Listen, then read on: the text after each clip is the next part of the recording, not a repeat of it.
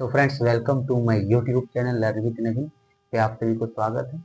तो आइए आज हम जानेंगे इंग्लिश ग्रामर का दूसरा टॉपिक पार्ट्स ऑफ स्पीच। जिससे पहले हम लोग ऑर्थोग्राफी यानी वर्ण विचार खत्म किए थे, जिसमें हम ए से लेकर जेड तक अक्षर के बारे में जाने थे। तो आज हम जानते हैं पार्ट्स ऑफ स्पीच यानी कि क्या है।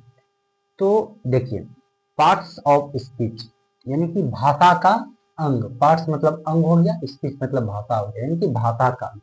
यानी कि जिस प्रकार से हमारे बॉडी एक परफेक्ट रूप से निर्माण में कई अंगों का जरूरत पड़ता है, जैसे हाथ, पांव, नाक, मुंह, कान इत्यादि, उसी प्रकार से अंग्रेजी भाषा के निर्माण में कई अंगों का प्रयोग किया गया है।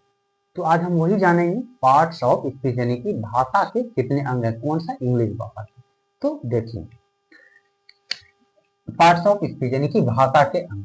ऑल द इंग्लिश वर्ड्स यानी अंग्रेजी के सभी शब्द आर डिवाइडेड इनटू यानी कि बांटा गया है किसमें, इनटू 8 ग्रुप यानी कि इसमें 8 भागों में, अकॉर्डिंग टू देयर फंक्शंस यानी कि उनके कार्य के अनुसार, इन अ सेंटेंस कोई सेंटेंस में, ईच ग्रुप मतलब प्रत्येक भाग is called part of speech.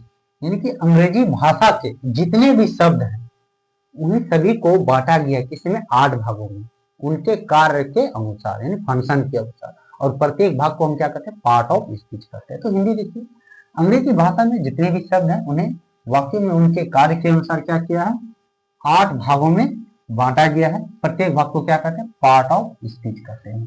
तो आइए आज हम देखते हैं कि वो 8 भाग कौन कौन से हैं जिसके सहयोग से अंग्रेजी भाषा का निर्माण हुआ। तो देखिए, पहला है नाउन यानी कि संज्ञा, इसका हिंदी नेम है।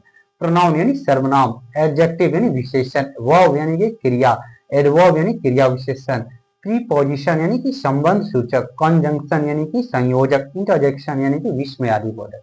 इन्हीं 8 भागों से मिलकर अंग्रेजी भाषा का निर्माण हुआ है।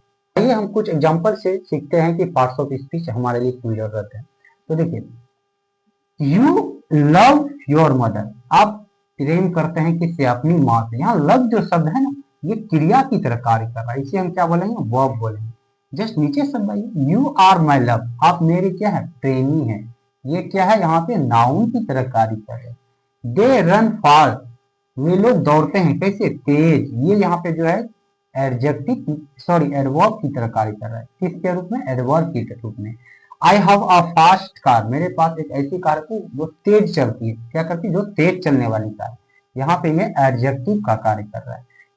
प्लीज कम इन, कृपया अंदर आइए, यहाँ पे इन जो है ये एडवर्ब के रूप में कार्य कर रहा है। ठीक है। You are talking in the garden, you are talking in the garden यानी आप लोग बगीचे में बात कर रहे हैं।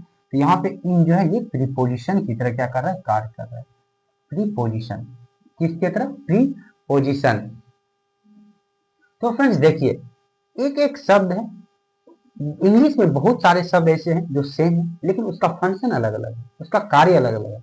तो हम जब तक किसी भी वाक्य को ऐसे हैं जिसके की कार्य अलग अलग रूप से किए जाते हैं, तो उसको जब तक हम किसी भी सेंटेंस में नहीं देखेंगे तो हम उसका प्रॉपर तरह से पार्ट्स ऑफ स्पीच डिवाइड यानी कि नहीं बता पाएंगे कि ये किस पार्ट ऑफ स्पीच के अंतर्गत आएगा, इन्हीं 8 में से किस में आएगा वो। तो इंडिविजुअली यानी कि व्यक्तिगत रूप से अगर कोई एक शब्द है उसको हम बोलेंगे तो हमको बता देंगे कि ये इस पार्ट ऑफ स्पीच के अंतर्गत आता है। लेकिन सेंटेंस वो किस रूप में कार्य कर रहा है वो हम पहले उसको सेंटेंस में देखेंगे, तब हम बता पाएंगे कि वो किस पार्ट ऑफ स्पीच के अंतर्गत आता है।